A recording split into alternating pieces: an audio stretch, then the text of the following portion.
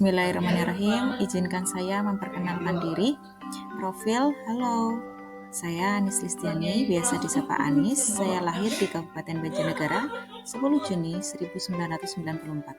Sekarang saya menjadi guru di SMK Negeri 1 Susukan, Kabupaten Banjarnegara, Jawa Tengah, Indonesia. Fasilitator dan pengajar praktek. Fasilitator saya adalah Bapak Heru Setiawan, STSkom. Pengajar praktek saya adalah Ibu Dia, SPD MPD. Assalamualaikum warahmatullahi wabarakatuh. Di sini saya akan memaparkan mengenai jurnal refleksi dwi mingguan. Modul 1.4 mengenai budaya positif. Model yang saya gunakan adalah 4P atau 4F, yaitu fakta, feeling, finding, future. Peristiwa, perasaan, pembelajaran, dan perubahan. Anis Listiani. Apa itu model 4F atau 4P? Model 4F atau 4P merupakan model refleksi yang dikembangkan oleh Dr. Roger Greenaway. 4F dapat diterjemahkan menjadi 4P. Fakta atau peristiwa, yaitu pengalaman yang baik apa saja, hambatan atau kesulitan, serta solusi untuk mengatasi hambatan tersebut. Yang kedua, feeling atau perasaan adalah perasaan yang muncul selama pembelajaran dan apa yang dirasakan saat melakukan aksi nyata. Yang ketiga, finding atau pembelajaran, yaitu pembelajaran dan hal baru yang didapat selama proses pembelajaran. Yang keempat, future atau perubahan adalah penerapan atau tindakan yang akan dilakukan setelah belajar dari peristiwa. Fakta atau peristiwa. Pengalaman dalam modul 1.4 ini saya mempelajari 1. Budaya positif dengan kegiatan mulai dari diri, eksplorasi konsep, ruang kolaborasi, demonstrasi kontekstual, elaborasi pemahaman, koneksi antar materi, dan aksi nyata. Hal baru yang saya tahu tentang diri saya setelah mempelajari modul ini, saya menyadari bahwa ternyata selama ini tindakan yang saya lakukan dalam menangani siswa yang melakukan kesalahan masih kurang tepat. Saya juga masih belum bisa menempatkan posisi kontrol saya sebagai guru dengan tepat. Solusi dalam mengatasi masalah, saya akan berusaha lebih memahami dan menerapkan pemahaman konsep-konsep baru yang saya pelajari sehingga saya akan lebih memahaminya lagi. Melakukan pendekatan kepada warga sekolah tentang pentingnya budaya positif di sekolah yang saya lakukan mulai dari kelas saya sendiri. Hambatan dan kesulitan. Teori yang saya pelajari dalam modul ini relatif baru, sehingga saya sedikit terhambat dalam menerapkannya dan juga mendapat pro dan kontra dari warga sekolah. Feeling atau perasaan yang saya rasakan selama penerapan aksi nyata.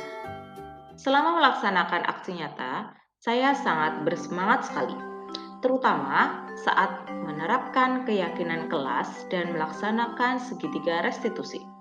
Juga berbagai pemahaman bersama rekan sejawat. Saya mendapatkan respon positif dari anak-anak dan juga teman sejawat dari aksi nyata yang saya lakukan, sehingga membuat saya lebih bersemangat lagi untuk menerapkan budaya positif di sekolah. Finding atau pembelajaran. Pelajaran yang saya dapatkan. Banyak pelajaran yang saya dapatkan selama proses pembelajaran budaya positif. Di antaranya, 1. Bahwa saya tidak bisa mengontrol orang lain dan hanya saya sendiri yang mampu mengontrol diri sendiri. 2. Hukuman dan penghargaan tidak akan mampu memperbaiki kesalahan murid, sebaliknya akan membuat murid tersakiti. 3. Setiap perilaku murid memiliki tujuan untuk memenuhi kebutuhan dasarnya. 4. Seseorang akan melakukan sesuatu dengan senang hati jika ia meyakininya. 5. Guru harus mampu menempatkan dirinya sebagai manajer dalam pembelajaran. 6. Penerapan restitusi yang baik adalah melalui tahapan segitiga restitusi. Hal baru yang saya dapatkan. 1. Konsep restitusi. Ternyata apa yang saya yakini selama ini telah keliru dan hanya merupakan ilusi. Selama ini saya berpikir bahwa dengan memberikan hukuman dan penghargaan akan memberi efek jera dan motivasi, namun itu salah. Hukuman dan penghargaan sebenarnya adalah sama, akan memberi dampak negatif bagi siswa.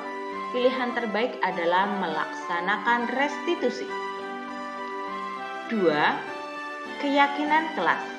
Selama ini saya menerapkan kesepakatan kelas yang saya rasa sudah tepat dan lebih mengenal dari tata tertib karena sudah saya susun.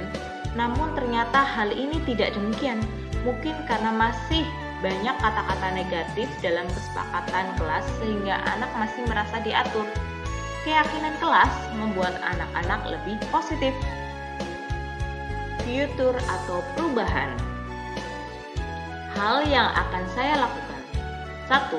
Tidak tergesa-gesa dalam mengambil tindakan ketika menghadapi anak yang akan melakukan kesalahan, melainkan mencari tahu akar masalah dan kebutuhan dasar apa yang tidak terpenuhi dari anak tersebut.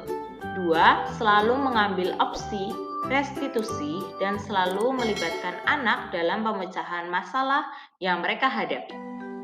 3. Mensosialisasikan pemahaman dan pengalaman saya kepada komunitas saya agar budaya positif di sekolah segera terwujud.